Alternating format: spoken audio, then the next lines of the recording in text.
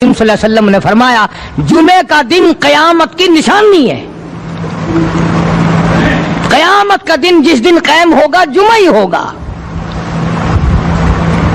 آج جمعہ تفریح کا دن ہے، آج جمعہ جوئے کا دن ہے، آج جمعہ شراب پینے کا دن ہے، آج جمعہ کھیل تماشا بے حیائی بدماشی کا دن لوگوں نے بنا لیا ہے. ایک ہمارا ماحول ہے، آپ ذرا توجہ فرمائیں. جمعے کے دن فلموں میں رش ہے، جمعے کے دن سینما کے ٹکٹ کا رش ہے، جمعے کے دن VCR بہت زیادہ چلتے ہیں، جمعے کے دن ٹیلی ویژن پہ بڑا رش ہوتا ہے، جمعے کے دن بدماشی ہے، جوا ہے، بے حیائی، زیادہ سے زیادہ بے حیائی جمعے کے دن ہوتی ہے.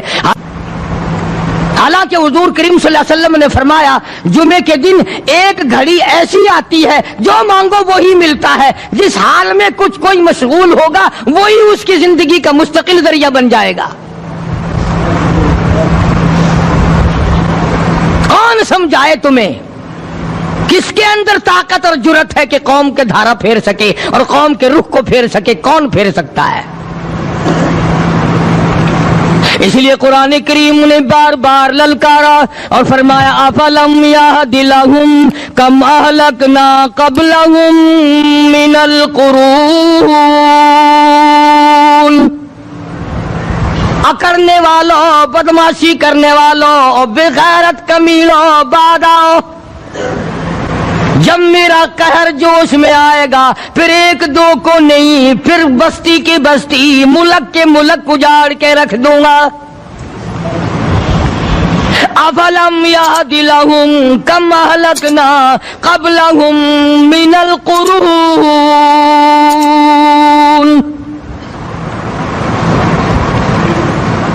میں نے قرن کے قرن اجاڑ دیے، میں نے روئے زمین کے مالک اجاڑ دیے، میں نے ملکوں کے بادشاہ اجاڑ دیے، میں نے وزیر اعظم اجاڑ دیے، میں نے گورنروں سے بھیک کے ٹکڑے منگوا دیے. میں وہ خدا ہوں وتعز من تشاء وتذل من تشاء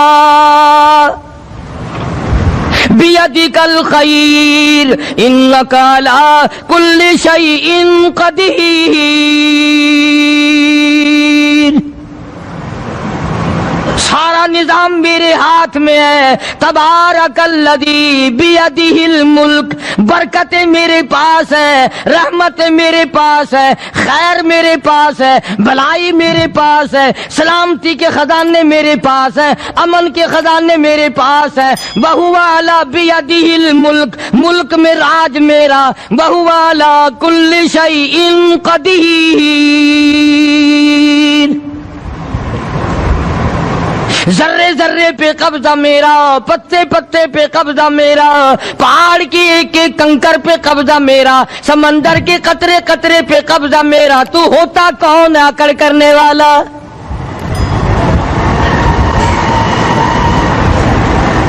غور نہیں کرتے، سوچتے نہیں ہیں کہ کلام الہی ہمیں کیا بتانا چاہتا ہے. جناب عثمان رضی اللہ تعالیٰ عنہ فرماتے ہیں او لوگوں، میں نے ساری زندگی گزار دی اسلام کے بعد جس دن سے میں نے کلمہ پڑھا آخری دم تک کوئی جمعہ ایسا نہیں، کوئی جمعہ ایسا نہیں گزرا اللہ کے نام پر میں نے ایک غلام خرید کے آزاد نہ کیا ہو.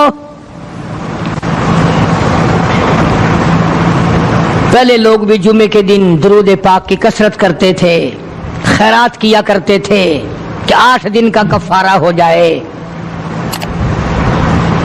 اللہ تبارک و تعالی راضی ہو جائے. آج کے دن قیامت آئے گی، نہ جانے میرا کیا حال بنے گا، کن لوگوں میں میرا شمار ہوگا. مدنی کریم صلی اللہ تعالی علیہ وسلم کا دربار لگا ہوا ہے، مجلس ہے آقا مدنی صلی اللہ علیہ وسلم کی. وہ کتنے مقدروں والے جوان تھے جو اپنے محبوب صلی اللہ علیہ وسلم کی مجلس میں بیٹھتے تھے. وہ کتنے خوش بخت اور خوش نصیبے والے لوگ تھے جو اپنے آقا کے سامنے بیٹھتے تھے. حضور کریم صلی اللہ علیہ وسلم نے فرمایا مجھے 3 چیزوں سے بڑی محبت ہے، 3 چیزیں بڑی پیاری لگتی ہیں، 3 چیزیں دنیا میں بڑی مرغوب ہیں مجھے. فرمایا ایک نماز میری آنکھوں کی ٹھنڈک ہے. سرکار کی پسندیدہ بات سنو، فرمایا نماز میری آنکھوں کی ٹھنڈک ہے، جو نماز پڑھتا ہے وہ میری آنکھوں کو ٹھنڈا کرتا ہے، جو نماز نہیں پڑھتا کیا مطلب؟ وہ مجھے رنج دیتا ہے۔ اور جامع ترمذی میں ایک حدیث موجود ہے، ارشاد ہے حضور کریم سب کہہ دو صلی اللہ علیہ وسلم کا، فرمایا کہ ہر پیر کے دن، ہر جمعرات کے دن ہر امتی کا نامہ اعمال میرے سامنے پیش کیا جاتا ہے، ہر امتی کا اعمال نامہ سرکار کے سامنے کر دیا جاتا ہے، تیرے فلاں امتی کا یہ عمل ہے۔ ذرا مسجد میں بیٹھے ہو، قبلے کی طرف منہ کیے بیٹھے ہو، لوگوں سوچو تو صحیح ہمارے اعمال نامے دیکھ کر آقا کو کتنا رنج ہوتا ہوگا، ہمارے کردار دیکھ کر، ہماری روح سیاہی کو دیکھ کر آقا کو کتنا رنج پہنچتا ہوگا صلی اللہ علیہ وسلم۔ ارے ہم نے حضور کی ذات اقدس کو رنج پہنچایا، پریشانی پہنچائی، تکلیف پہنچائی، پرواہ نہیں کرتے نمازوں کی، نوجوان بھی، بوڑھے بھی، حج کر کے بھی نماز پڑھتے لوگ، اور اب تو ویسے بھی دانا بینا لوگ ہیں۔ تو آپ نے ارشاد فرمایا کہ میری آنکھوں کی ٹھنڈک نماز میں ہے، تین چیزیں مجھے پیاری ہیں پوری دنیا میں، تین چیزیں پسندیدہ ہیں میری۔ سب سے پہلی فرمایا نماز میری آنکھوں کی ٹھنڈک ہے، قرۃ عینی فی الصلاۃ او کما قال النبی صلی اللہ علیہ وسلم، فرمایا جس آدمی، جس امتی کا یہ دل کرے کہ میں نبی کی آنکھ ٹھنڈی ہو، اسے چاہیے کہ نماز پابندی سے پڑھے۔ دوسرا فرمایا وفادار عورت مجھے بڑی پسند ہے، حضور کریم صلی اللہ علیہ وسلم نے فرمایا وفادار عورت، ہائے ہائے ہماری ماؤں سے زیادہ وفادار کون ہوں گی؟ جناب عائشہ صدیقہ رضی اللہ تعالیٰ عنہ فرماتی ہیں کالی کملی والے کے گھر میں 3 مہینے چولہے میں آگ نہیں جلتی تھی،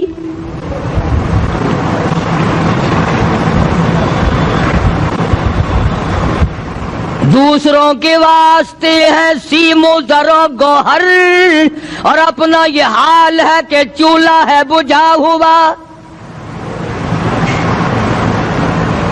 جناب عائشہ صدیقہ رضی اللہ تعالیٰ عنہ فرماتی ہیں ہمیں 24 گھنٹے میں ایک پانی کا پیالہ اور ایک کھجور کا دانہ ملا کرتا تھا۔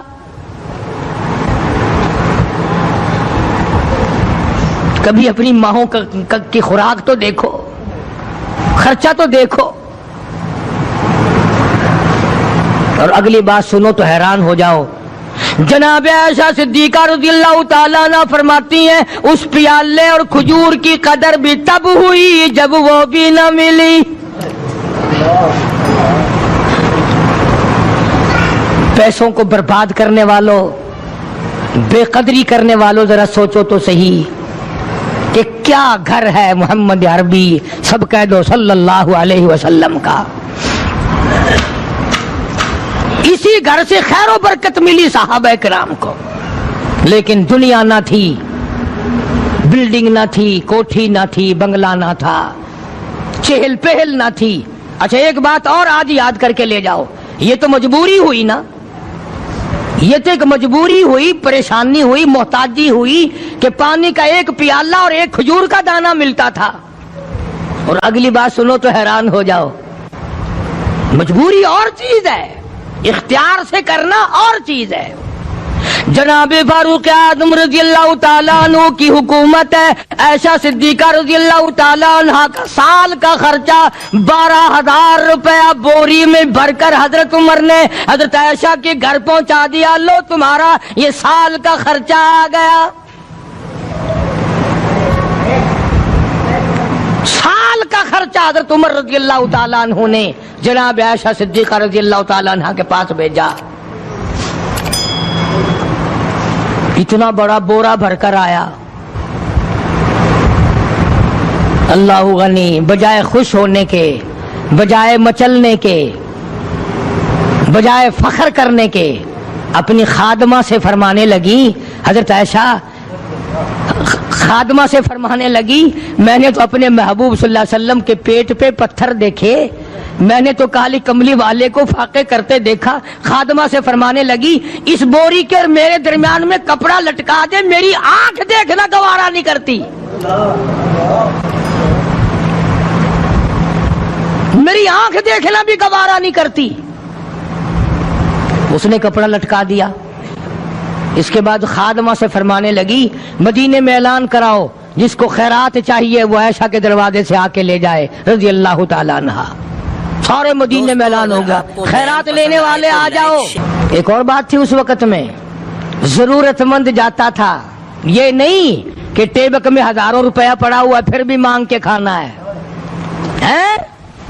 جیب میں ہزاروں روپیہ پھر بھی مانگنا ہے, پلے سے نہیں کھانا. کہ جتنے بھیک مانگے ہیں نا بھیک مانگنے والے, 1 کروڑ روپیہ دے دو انشاءاللہ شام کو پھر بھی مانگے گا. اس کے مقدر میں بھیک مانگنا ہے. اسے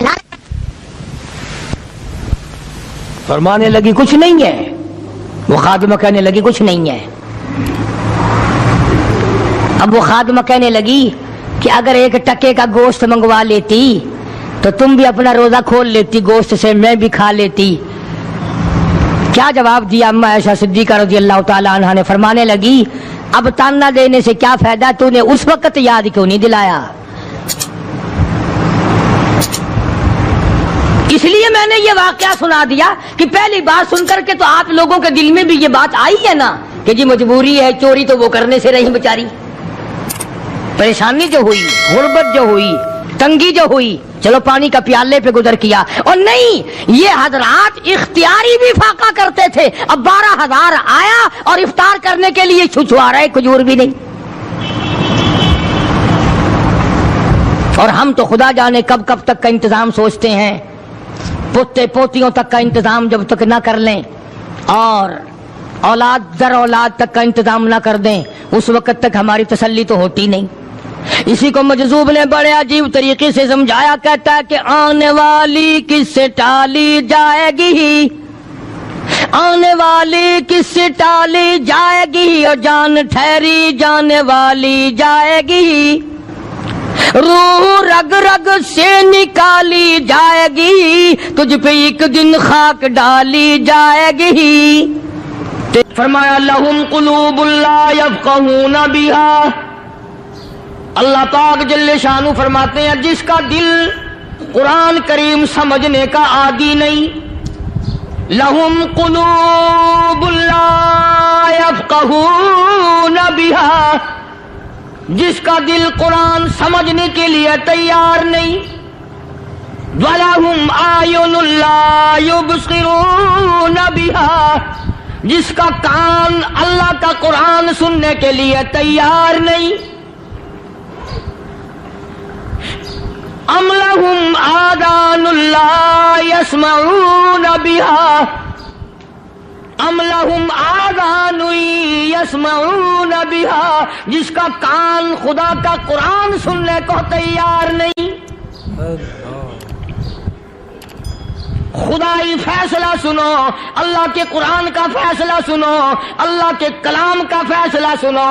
جس کا کان میرا کلام سننے کے لیے تیار نہیں, جس کو میرا قرآن سن کے مزہ نہیں آتا, جس کو میرا کلام سن کے حلاوت نہیں آتی, جس کو میرا کلام سن کے لذت نہیں آتی, جس کی روح تازی نہیں ہوتی, جس کو لطف نہیں آتا, جس کو کیف نہیں آتا, جس کو سرور نہیں آتا, جو میرا قرآن سننے کو تیار نہیں, جو میرا قرآن آنکھوں سے دیکھنے کو تیار نہیں, جو میرا قرآن سننے سمجھنے کے لیے تیار نہیں. آؤ پھر خدائی فیصلہ سنو. فرمایا اولئک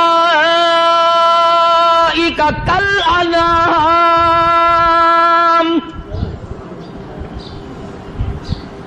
میرا فیصلہ نہیں, کسی پارٹی کا فیصلہ نہیں, کسی فرقے کا نہیں, کسی طبقے کا نہیں, کسی جماعت کا نہیں. فرمایا اولئک الانعام,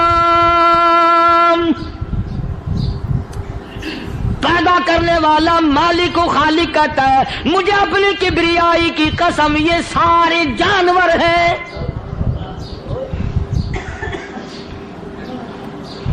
یہ سارے کے سارے جانور ہیں، یہ درندے ہیں جو ایک دوسرے کو چیر پاڑ کر کھاتے ہیں، یہ درندے ہیں جو ایک دوسرے کا خون پیتے ہیں۔ فرمایا بل ہم اضل، جانوروں سے بھی بدتر۔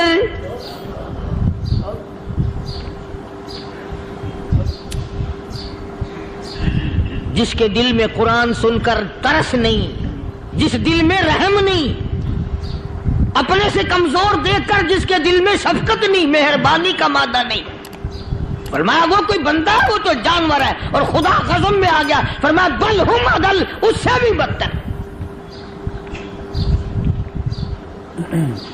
اللہ والے جو ہیں وہ ان خصلتوں کو دور کراتے ہیں، اور وہ آدمی کے مزاج اور دل میں سے ایسی چیزیں نکالتے ہیں جو اس کی بربادی کا ذریعہ بنتا ہے۔ دل کی بیماریوں کا کسی کو فکر نہیں، بخار ہو جائے آپ چڑھ جائے آپ کو پتہ چل جاتا ہے، نزلہ ہو جائے آپ کو پتہ چل جاتا ہے، کھانسی ہو جائے پتہ چل جاتا ہے، دل کی بیماریوں کا کیا پتہ چلے؟ صحابہ اکرام رضوان اللہ تعالی علیہم اجمعین کی جماعت کے اللہ پاک کے محبوب حضرت محمد الرسول اللہ صلی اللہ تعالی علیہ وسلم نے دلوں کی صفائی کی۔ پہلے لوگ جھونپڑیوں میں کچے کوٹھوں میں رہتے تھے، نہ اتنی صفائی تھی نہ اتنی ترقی تھی۔ آج برتنوں کی صفائی دیکھو، کپڑوں کی صفائی دیکھو، مکان کی صفائی دیکھو، رات دن بس اسی دھندے میں لگے ہوئے، سارا دن برتن دھونے سے فرصت نہیں، سارا دن کپڑوں کے بناؤ اور سنوار میں فرصت نہیں۔ تو اللہ والے ایسے موقع پر بڑی عجیب بات کہتے ہیں، وہی مجذوب ہے، مجذوب علی رحمت کہتے ہیں بظاہر تو ہر شے میں بے حد صفائی، بظاہر تو ہر شے میں بے حد صفائی، مگر دل میں ہے گندگی انتہائی۔ بظاہر تو ہر شے میں چہرے کی صفائی، بدن کی صفائی، نہ جانے کتنی قسم کا صابن ہے، نہ جانے کتنی قسم کے پاؤڈر ہیں، نہ جانے کتنی قسم کے شیمپو ہیں، نہ جانے کتنی قسم کے کپڑے ہیں، کیا چال ڈھال ہے، کیا نئے نئے ڈیزائن ہے۔ مجذوب کہتا سب کچھ دیکھ لیا، بظاہر تو ہر شے میں بے حد صفائی، مگر دل میں ہے گندگی انتہائی۔ جس یار کی بیٹھک میں بیٹھ کے کھانا کھایا، جس رشتہ دار کی بیٹھک میں بیٹھ کے کھانا کھایا، اسی کی بہن کو دیکھ کر آبرو پہ ڈاکہ ڈالنے کا پروگرام ہے۔ جس دوست کے گھر میں بیٹھ کے کھانا کھایا، اسی دوست کی بیوی کی عزت لوٹنے کا پروگرام ہے۔ پرانے زمانے میں اب بھی دلی جیسے شہر میں اگر دعوت کی جاتی ہے تو وہاں ایک تشتری میں نمک آتا ہے سب سے پہلے۔ عرب میں بھی دستور تھا، پرانے زمانے میں اگر کوئی دعوت کرتا، کوئی تقریب کرتا، سب سے پہلے نمک آتا تھا۔ ایک ایک انگلی ہر شخص نمک چاٹتا تھا۔ کیا مطلب؟ جس نے نمک چاٹ لیا اب وہ نمک حرامی نہیں بنے گا۔ اس گھر میں چوری کرنا، اس گھر کی آبرو کا غلط تصور لانا، اس گھر کے مال میں خیانت کرنا وہ حرام سمجھتا تھا جس گھر کا میں نے نمک چکھ لیا۔ اور مسلمانوں کی بات نہیں، ہندوؤں کی بھی یہ باتیں تھی۔ مولانا محمد علی صاحب جلندری سب قید رحمت اللہ علیہ فرمایا کرتے تھے کہ ایک سکھ تھا بہت بڑا ڈاکو، مسلمان اور ہندو مل کر اس کو ساتھ ملا کر کے لے گئے کہ یہاں اس گاؤں میں اس پنڈ میں ڈاکہ ڈالے۔ سفر کر کے گئے، تکلیف اٹھا کے گئے۔ اس سکھ ڈاکو نے پوچھ لیا کہ یہ کون سا گاؤں ہے کہ یہ فلانا ہے۔ اچھا سارے کے سارے یہ تلاش کرو، یہ سوچ بچار کرو، اپنے پنڈ کی، اپنے علاقے کی، کسی مسلمان کی، کسی ہندو کی، کسی سکھ کی، کسی چوڑے چمار کی اس گاؤں میں لڑکی تو نہیں؟ ہمارے یہاں سے کوئی لڑکی تو شادی ہو کے یہاں نہیں آئی ہوئی۔ ان ساروں میں سے کہنے لگا کہ ہمارے بھنگی کی لڑکی جمعدار کی یہاں آئی ہوئی ہے۔ کہنے لگا واپس چلو، بیٹی بیٹی ہے، چاہے بھنگی کی ہو یا نواب کی ہو۔ ارے کل بیٹی کا ڈولا دیا تھا، آج ڈاکہ ڈالیں گے، شرم نہیں آئے گی؟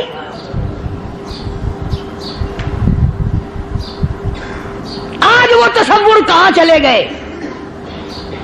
اور ہم سب روتے پھرتے ہیں سکون نہیں، سکون نہیں، اطمینان نہیں۔ ارے اطمینان آئے گا کیسے؟ ہمارے دل بے ایمان ہے، نیتیں خراب ہے، آئے گا کہاں سے؟ صحابہ کرام رضوان اللہ تعالی علیہ مجمعین کی جماعت نے اس قدر اس بات پہ محنت کی اور کوشش کی کہ غلط لقمہ بھی پیٹ کے اندر نہ چلا جائے۔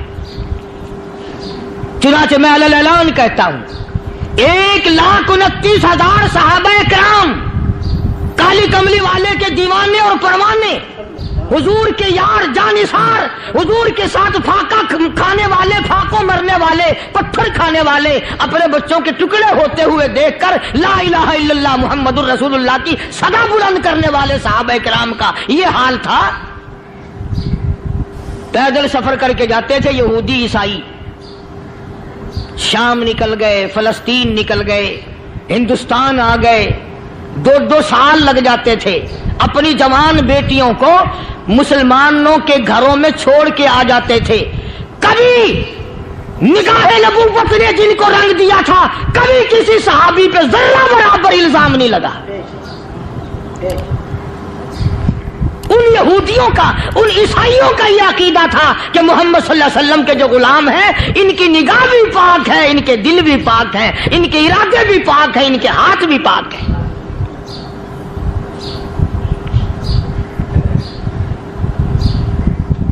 مصر کے گورنر نے، مصر کے جنرل کرنل نے خط لکھا سیدنا فاروق اعظم رضی اللہ تعالی عنہ کی خدمت میں، دور خلافت ہے حضرت فاروق اعظم کا۔ کیا خط لکھا کہ حضور مجھے کافی وقت گزر گیا ہے اور فلاں علاقے میں آپ کے حکم سے ہم نے جانا ہے اور راستہ صرف ایک ہے اور اس راستے میں جال بچھا دیا گیا۔ اب مجھے مشورہ دیں میں کیا کروں، حکم دیں مجھے۔ جال کیا بچھا دیا گیا کہ ہمیں پتہ چل گیا ہے عیسائیوں نے پروگرام بنایا، سینکڑوں لڑکیاں تلاش کر کر کے بڑی خوبصورت حسینہ اکٹھی کی ہیں، ان کو گانے بجانے کی ٹریننگ دی ہے، ان کو اچھی اچھی آوازوں والی لڑکیاں ڈھونڈ کے لائے ہیں، اور انہوں نے یہ پروگرام بنایا کہ جب مسلمانوں کی فوج اس گلی سے گزرے گی ان کوٹھوں کے اوپر چڑھ کے گانا بجانا کریں گے تاکہ ان کے دل میں بدماشی آئے اور ان کا بیڑا غرق ہو۔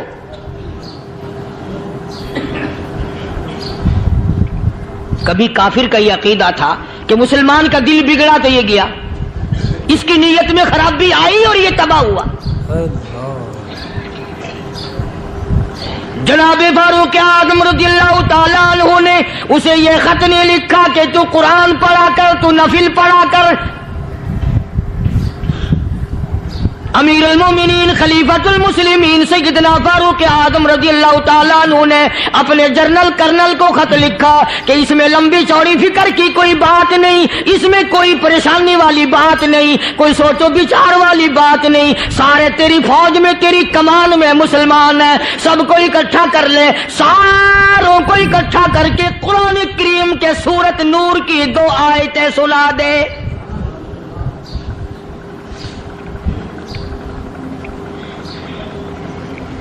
یہ بھی نہیں فرمایا کہ سزا سناؤ، اتنے کوڑے لگیں گے، جو خلاف کرے گا یوں قید ہوگی، یہ کورٹ مارشل کر دیا جائے گا، کچھ نہیں۔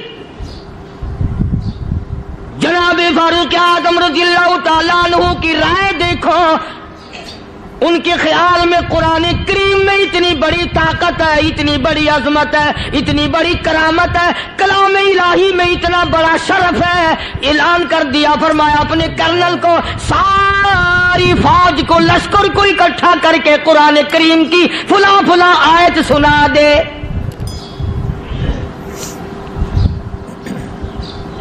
اور اس کے بعد بے دھڑک فوج کو، لشکر کو اسی راستے سے گزار کے لے جا، بے دھڑک لے جا۔ ہائے کبھی قرآن کی 2 آیتوں سے کام بن جاتا تھا، اب سارے قرآن سے میرا تیرا کام نہیں بنتا۔ قصور قرآن کا نہیں ہے، یہ میرا تیرا ہے، یہ تو اتنی وفادار کلام ہے، اتنی پاک کلام ہے، خدا کی قسم ہزاروں رجسٹروں کے گتے، हजारों चाय के डब्बे, हजारों मिठाई के डब्बे, लाखों करोड़ों दवाइयों के डब्बे गंदे नालों पे, कूड़ियों पे, रूड़ियों पे पड़े हैं। और जिस गत्ते ने कुरान के साथ यारी लगा ली, खुदा की कसम कोई आदमी बगैर वुजू उस गत्ते को भी हाथ नहीं लगा सकता। हजारों नहीं लाखों कपड़े मार्केट में पड़े, पर जिस कपड़े ने कुरान से यारी लगा ली, जो कपड़ा जुस्दान बनकर कुरान पे चढ़ गया, लोग उसको भी चूमते हैं और चूमना चाहिए। यारो, कपड़े ने कुरान से यारी लगाई तो कपड़ा अजमत वाला बन गया, गत्ते ने यारी लगा ली तो गत्ता बन गया। हजारों किस्म के कागजात रोजाना जलील होते फिरते हैं। जिस कागज पे कुरान लिखा गया वो अजमत पा गया, जिस स्याही से कुरान लिखा गया वो स्याही अजमत वाली बन गई। अरे अगर मुसलमान कुरान को अपने अंदर पैदा कर ले, उसकी अजमत को बसा ले, उसको अपना लाहे अमल बना ले, उसको अपने सर पे रख ले, तो क्या ये बंदा कुरान के साथ वफादारी करे तो कुरान, क्या ख्याल है, कुरान बेवफाई कर देगा?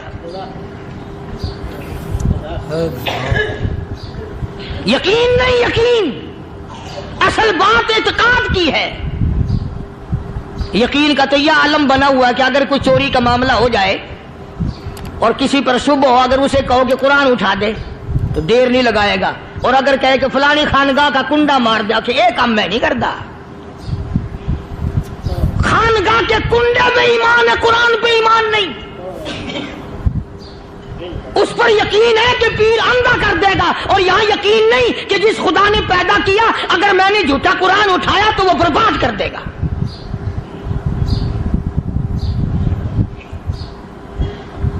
अजीब अजीब लोग हैं। चुनाचे मिस्र के कर्नल ने, मिस्र के जर्नल ने सारी फौज को इकट्ठा कर लिया। उसने भी ये बात तो नहीं कही कि फारूक आजम को दोबारा खत लिखता कि हजरत ये तो 2 आयतें आपने लिखी, ये तो सारा कुरान रोज पढ़ते हैं, पर बनेगा क्या? जैसे फारूक आजम का यकीन था, फारूक आजम की फौज के कर्नल का भी यकीन है, फारूक आजम के फौज के जर्नल का भी यकीन है। उसने सारी फौज को इकट्ठा किया, लश्कर को जमा किया, और उसके बाद कहने लगा कुल्लिल मुमिनीन यगुद्दू मिन अबसारिकुम व यहफज़ू फुरूजहुम ज़ालिका अज़का लहुम इन्नल्लाह खबीरुम बिमा यस्नऊन। ओ लोगों, खुदा तुम्हें कहता है अपनी आंखों की हिफाजत करो। अगर तुम्हारी नजरें गलत जगह पड़ी, अपनी इज्जत की हिफाजत करो, अपनी आबरू की हिफाजत करो। अगर गलत नजरें पड़ी, गलत इस्तेमाल हुई, इन्नल्लाह खबीरुम बिमा यस्नऊन।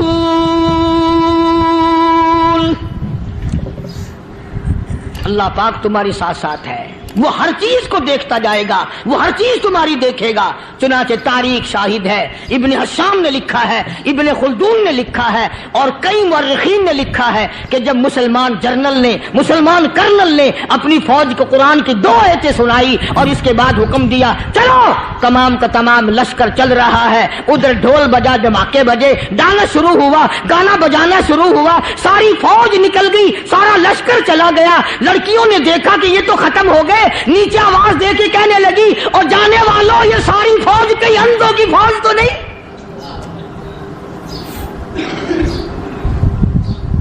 ये हुस्न का नजारा और ये डांस और ये आवाज, हम नाच नाच के थक गई, कोई सर नहीं उठाता।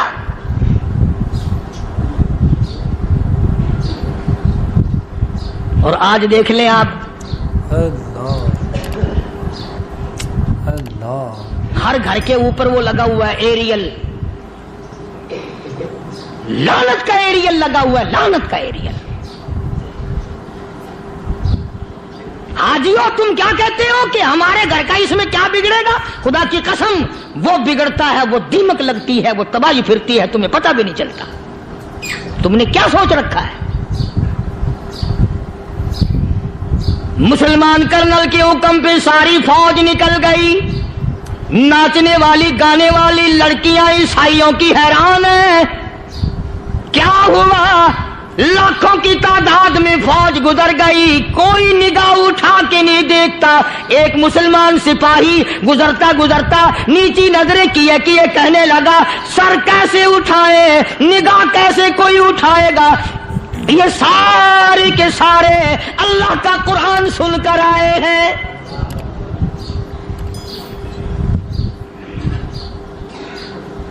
कैसे कोई निगाह उठाएगा, कैसे कोई सर को उठाएगा। ये सारे के सारे अल्लाह का कुरान सुनकर आए हैं। उनका अमल हुआ ना कुरान पे, उनके अमल का कितना बड़ा असर पड़ा। मुर्रिखीन ने लिखा, इब्ने शाम लिखता है, ईसाई लड़कियों ने छलांगे लगा दी, कोठी से नीचे आ गई, कहने लगी, ओ मुसलमानों, वो कुरान हमें भी सुना के जाओ जिसमें इतनी स्पिरिट है, इतनी ताकत है, जो हुस्न के नजारे से रोक दे, जो गाने बजाने से रोक दे। ये तो आदमी के दिल का सुकून है। न गाना सुनते हो, न हुस्न का नजारा करते हो, जाते वाले यूं ना जाओ, हमें भी वो कुरान सुना के जाओ।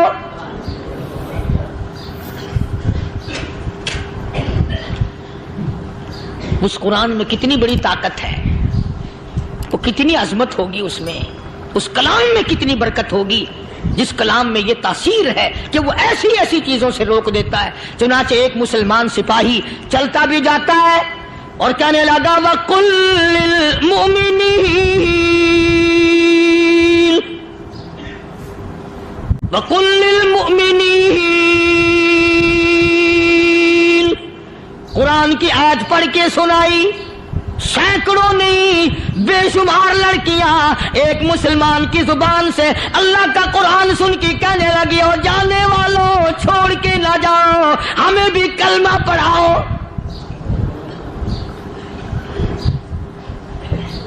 जितनी भी वो नाचने गाने वाली थी, तमाम की तमाम कलमा पढ़कर मुसलमान बन गई। और मुर्रिखीन ने लिखा है, आखिरी दम तक कुरान की शादाई और दीवानी बन के गुजरी है। फिर वो लड़कियां जो रात दिन हुस्न जमाल का पैकर बनी रहती थी, उलमा ने लिखा है, जब मौत आई, एक एक के बदन में, कपड़े लिबास में मौत आई तो 50-50 टाकी लगी हुई थी।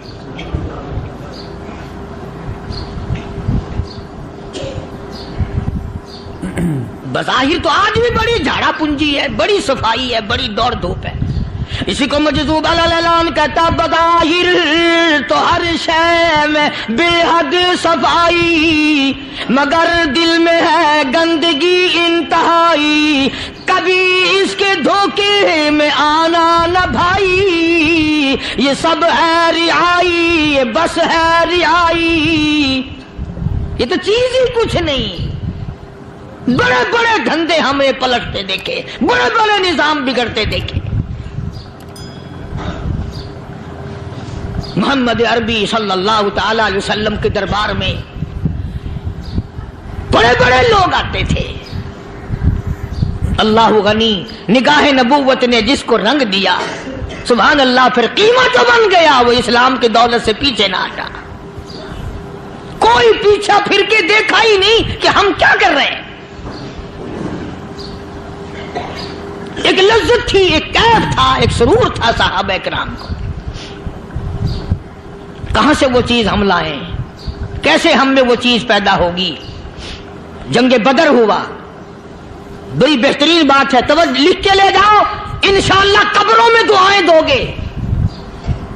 जंगे बदर हुआ, 70 से ज्यादा काफिर पकड़े गए, मदीने में पकड़ के कैदी बना करके लाए गए।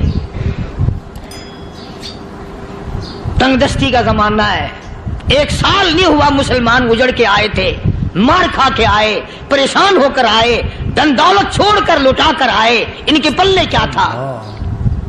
शाम का वक्त हुआ, मदनी करीम सल्लल्लाहु ताला अलैहि वसल्लम ने मस्जिद के दरवाजे में खड़े होकर ऐलान फरमा दिया, कौन है, कौन है जो मेरे मेहमानों को खाना खिलाए।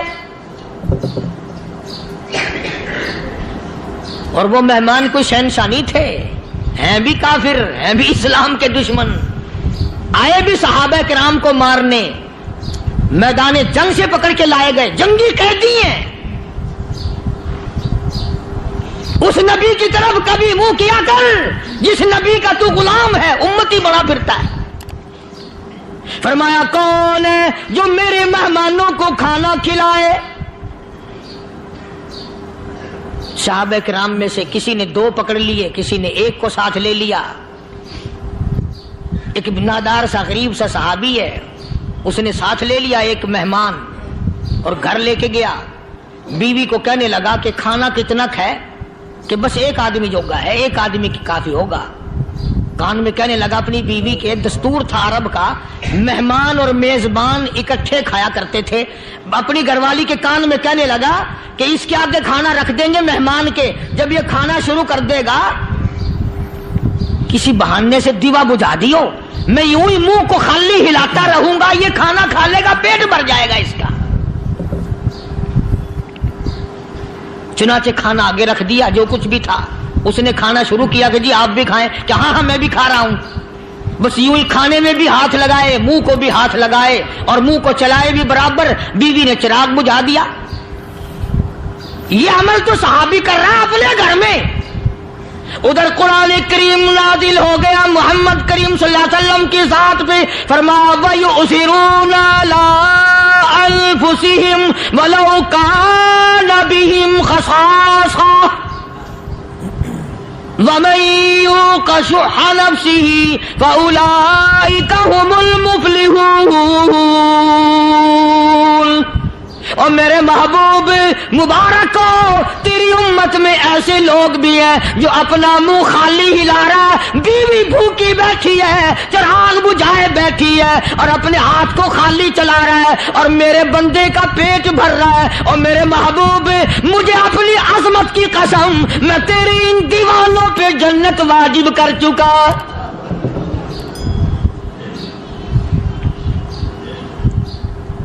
اب حضور صلی اللہ علیہ وسلم نے تو ان کو نہیں سکھایا تھا کہ تو جا کے ایسا کرنا، قدرتی مزاج ایسا بنا دیا تھا۔ ایک اور موقع آیا مدینے پاک میں، جنگی قیدی اور جگہ سے اسی طرح سے آئے۔ ایک صحابی ایک اور آدمی کو، جنگی قیدی کو کافر میں گھر لے گیا۔ بیوی کہنے لگی کہ 1 ہی آدمی کا کھانا ہے بس، انہوں نے کہا اس کو دے دو۔ وہ کافر جنگی قیدی کہنے لگا جی آپ بھی کھائیں، کہنے لگا بھی بات ہے صاف، 1 آدمی کا کھانا ہے، تو کھانا کھا، میں درخت کے پتے چبا لیتا ہوں۔ وہ کہنے لگا میں کھاؤں گا پتے۔ انہوں نے کہا تو رئیس آدمی ہے مکے کا، میں پرانا غریب ہوں، مجھے پتے چبانے کی عادت ہے، تیرے پیٹ میں درد نہ ہو جائے، میں عادی ہوں پتے چبانے کا۔ اس نے پتے چبا لیے۔ کافر مسافر اور مہمان جو تھا جنگی قیدی، اس کو کھانا کھلا دیا۔ دوسرے دن پھر ایسی نوبت آئی، اس نے کہا آپ بھی میرے ساتھ کھانا کھائیں گے؟ کہ نہیں بھائی تو کھا، میں پتے چبانے کا عادی ہوں۔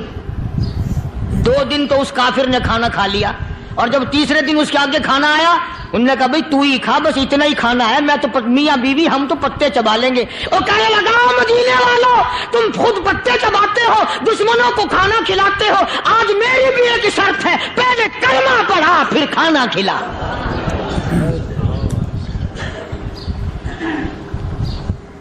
آج میری بھی ایک شرط ہے۔ 2 دن کے عمل نے کفر کو مٹا دیا، اسلام چمک گیا۔ 2 دن کے عمل نے، میرا تیرا 60 سال کا عمل ہے، کبھی کسی کافر کو مسلمان بنایا؟ الٹے ہی کام، ہر غلط، ہر معاملہ الٹا ہی ہے۔ ہر آدمی بیزار ہوتا ہے، یار دین تو کچھ نہیں، یار اسلام کچھ نہیں، یارو ایمان کچھ نہیں۔ اسی کو قرآن کریم نے للکار کے آواز دے کے فرما دیا لوگوں ایسی گڑبڑ نہ کرو ورنہ میں وہ خدا ہوں فَأَخَذَتْكُمُ الصَّاعِقَةُ وَأَنْتُمْ تَنظُرُونَ۔ جبریل امین نے ایک چیخ ماری، ساری قوم کے جگر پھٹ گئے۔ میں وہ خدا ہوں، لا تركضوا وارجعوا إلى ما أترفتم فيه ومساكنكم لعلكم تسألون۔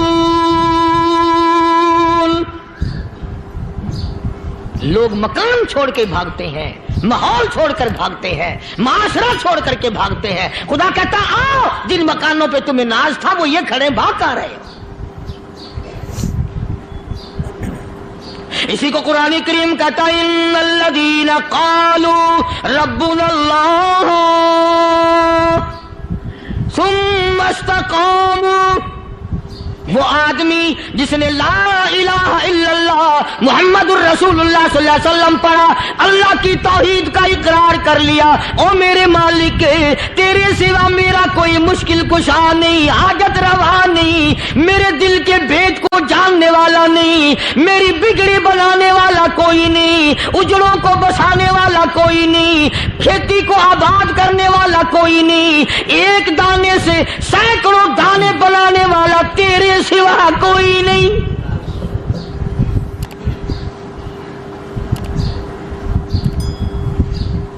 کھیتوں میں جاؤ،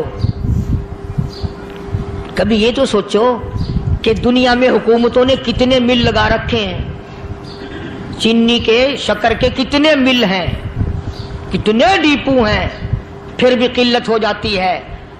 اور یہ اللہ میاں نے کتنا میٹھا کیلے میں، سنترے میں، مالٹے میں، انگور میں، سیب میں، کبھی یہ بھی سنا کہ اللہ میاں کا شوگر مل فلاں علاقے میں لگا ہوا ہے؟ کبھی یہ تو دیکھو کہ یہ قدرت کاملہ کے سوا اور کون پیدا کر رہا ہے؟ فرمایا جس نے اللہ کی توحید کا اقرار کر لیا، محمد عربی صلی اللہ علیہ وسلم کی ختم نبوت کا اقرار کر لیا، خدا کے بعد خدا کوئی نہیں، مصطفیٰ کے بعد نبی کوئی نہیں۔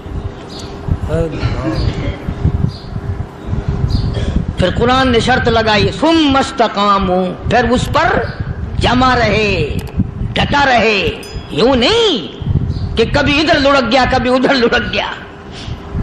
لوگ تو بدل جاتے ہیں، لوگوں کا کیا ہے؟ پچھلے سال کی بات ہے، یہی مغرب کی نماز کے بعد گرمی کے موسم میں یہاں بیٹھا ہوا تھا، باہر آگے شہر کے وہ آدمی، وہ کہنے لگے جی ایک کام آئے ہیں۔ میں نے کہا کیا؟ کہ 25,000 روپے چوری ہو گیا ہمارا، بتاؤ ہمیں۔ میں نے کہا بھی مجھے کیا پتا؟ انہوں نے کہا نہیں سارا شہر کہتا ہے کہ قاریہ نہیں بتا دیتا ہے۔ میں نے کہا اچھا یہ یوں نہیں جانے کا؟ میں نے کہا پھر آدھے لوں گا۔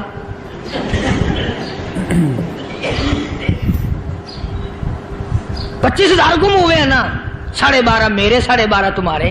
کہنے ہیں دیکھو نا جی بال بچے چھوٹے چھوٹے غریب بچے ہیں جن کے وہ پیسے ہیں۔ میں نے کہا اچھا میں بادشاہ لگا ہوا ہوں؟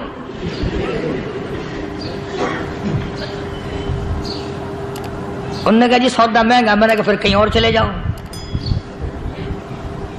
جتنا میں نے سمجھایا نہیں ماننا کہ اگر ہمیں یوں پتہ چل جائے مولویوں کو ولیوں کو تو پھر یہ لاکھوں کروڑوں پولیس والے رکھنے کی ضرورت ہے بھلا؟ اتنی بڑی فوج کا رکھ کر کیا کریں گے ہم؟ اربوں روپیہ فوج کا خرچہ ہے، 2 ولی، ایک ولی کو اس بارڈر پہ بٹھا دیں گے، ایک ولی کو اس بارڈر پہ بٹھا دیں گے، پھر ہم بڑھانا دیں گے اولیاء کرام رجمت۔ ذہنیت ماری گئی، سمجھ نہیں پاتے، دین کے قریب نہیں آتے لوگ، سمجھتے نہیں۔ فرمایا ثم استقاموا تتنزل علیہم الملائکۃ الا تخافوا ولا تحزنوا وابشروا بالجنہ التی کنتم توعدون۔ قرآن کہتا ہے ادھر ولی کی موت آتی ہے، ایسا آدمی جو اپنے کلمے پہ جمع رہے، شرک و بدعت کی لعنت سے بچے، کفر و نفاق سے بچے۔ ادھر موت آتی ہے، ادھر فرشتے کہتے ہیں گھبرانا، غم نہ کر، بہشت کے دروازے تیرے لیے سارے کھلے ہوئے۔ اللہ وَلَكُمْ فِيهَا مَا تَشْتَهِي أَنفُسُكُمْ وَلَكُمْ فِيهَا مَا تَدَّعُونَ۔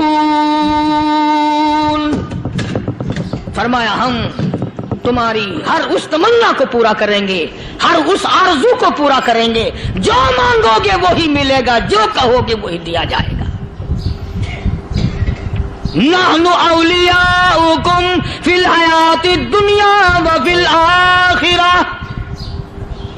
ہم دنیا میں بھی تمہارے کارساز ہیں، ہم آخرت میں بھی تمہارے کارساز ہیں، ہم دنیا میں بھی تمہارے دوست ہیں، آخرت میں بھی تمہارے دوست ہیں، اور خدا کے یہاں وہ انعام ملے گا۔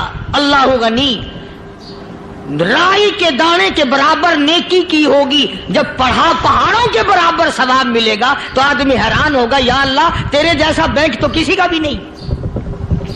رائی کا دانہ لے کر پہاڑ واپس کر دیا، مالک نے نجات کا ذریعہ بنا دیا۔ فرمایا نزلا من غفور رحیم، یہ مہمانی ہے پروردگار عالم کی طرف سے۔ قرآن اعلان کر کر کے کہتا وبالاسحار هم یستغفرون، اللہ پاک فرماتے ہیں میرے بندوں کی نشانی یہ ہے کہ وہ آخری رات میں بڑے ویلے سحری کے وقت اٹھ کر استغفار کرتے ہیں، اللہ کے حضور میں معافی مانگتے ہیں، روتے ہیں، عاجزی کرتے ہیں۔ کہتا کہ ایک تڑپ سی دل میں امنگتی ہے، ایک درد جگر میں ہوتا ہے، ایک تڑپ سی دل میں امنگتی ہے، ایک درد جگر میں ہوتا ہے، ہم رات کو رویا کرتے ہیں جب سارا عالم سوتا ہے۔ سب لوگ سوئے ہوئے ہوں اور اللہ کا دروازہ کھٹکھٹا، اندھیرے میں مالک کائنات کے سامنے جھولی پھیلا، اپنی بگڑی کا سوال کر، اپنی مشکلات اس مالک کے سامنے پیش کر جو سارے جہان کا خالق و مالک ہے۔ عقیدہ بھی بناؤ، اعمال بھی بدلو، مزاج بدلو، طبیعتوں میں انقلاب لاؤ، اور لوگوں ان گھروں کو مسلمانوں والے گھر بناؤ۔ تم برا مان کے جاؤ یا بھلا مان کے جاؤ، میں اپنے عقیدے کی بات کو چھپاتا نہیں۔ جس گھر میں کوئی مرد عورت قرآن کے کھولنے والا نہیں، میں اس گھر کو مسلمان کا گھر نہیں کہتا، وہ چوڑے اور کراڑ اور سکھ کا گھر ہے۔ تمہیں یہ سکھایا کس نے ہے کہ مرنے کے بعد قرآن پڑھا جاتا ہے اور ساری زندگی میں نہیں پڑھا جاتا؟ یہ قرآن مردوں کے لیے تھوڑی آیا، یہ زندوں کے لیے آیا ہے۔ حدیث پاک میں آتا ہے حضور کریم سب کہہ دو صلی اللہ علیہ وسلم نے فرمایا عیسیٰ علیہ الصلوۃ والسلام ایک قبرستان سے گزرے، گورستان سے گزرے تو ایک قبر کو دیکھا، وہ نبی ایسا تھا، اس کے معجزات ایسے تھے۔ قبر میں دیکھا تو ایک بڑھیا جل رہی ہے، سڑ رہی ہے، تباہ ہو رہی ہے، رو رہی ہے۔ تو عیسیٰ علیہ الصلوۃ والسلام پناہ کر کے وہاں سے گزر گئے۔ چند دنوں کے بعد جو اسی قبر کے پاس سے گزرے تو عیسیٰ علیہ السلام کو دھیان آیا کہ اس قبر میں ایک بڑھیا بڑی عذاب بھگت رہی تھی، مگر اس دن جو دیکھا وہ تو عیش میں بیٹھی ہے، تخت میں بیٹھی آرام کر رہی ہے۔ سیدنا عیسیٰ علیہ الصلوۃ والسلام نے اللہ پاک سے سوال کر دیا، الہی مرنے کے بعد تو آدمی کوئی نیکی بھی نہیں کر سکتا، اس نے کیا کر لیا جو اس کا سارا نظام بدل گیا؟ آواز آئی اے عیسیٰ لکھ کے لے جاؤ یہ بات، حضور کا فرمان ہے۔ فرمایا اے عیسیٰ، اس مائی کے چھوٹے سے پوتے نے استاد کے پاس جا کر کے پڑھا بسم اللہ الرحمن الرحیم، اس ننھے سے منہ سے، چھوٹے سے منہ سے جب یہ لفظ نکلا اے اللہ تو بڑا مہربان ہے، تو بڑا کریم ہے، عیسیٰ چھوٹے سے منہ سے جب نکلا، وہ تو معصوم تھا، اس کے منہ سے جب نکلا نا کہ میں بڑا مہربان ہوں، میں نے اس معصوم بچے کے صدقے میں اس کی دادی پہ کرم کر دیا، اس کے نام میں بڑی برکتیں ہیں، اس اللہ کا نام لینے میں بڑی برکتیں ہیں۔ گڑ میں مٹھاس ہے، اللہ کے نام میں مٹھاس نہیں، ٹافیوں میں مٹھاس ہے، اللہ کے نام میں مٹھاس نہیں۔ تم نے چکھ کے نہیں دیکھا، اگر تم چکھ لو خدا کی قسم دنیا کی کوئی چیز اچھی نہ لگے اللہ کے نام کے مقابلے میں۔ اللہ پاک مجھے اور آپ سب کو اپنا نام لینے کی توفیق عطا فرمائے، اپنے قرآن کی تلاوت کرنے کی توفیق عطا فرمائے، اور اپنا ذکر اور اپنا فکر اور اپنے شکر کی توفیق عطا فرمائے، اور اللہ پاک ہم سب کو یہ ہمت دے کہ مرتے دم تک ہم قرآن سے یاری کریں، قرآن سے وفاداری کریں۔ وآخر دعوانا ان الحمد للہ رب العالمین۔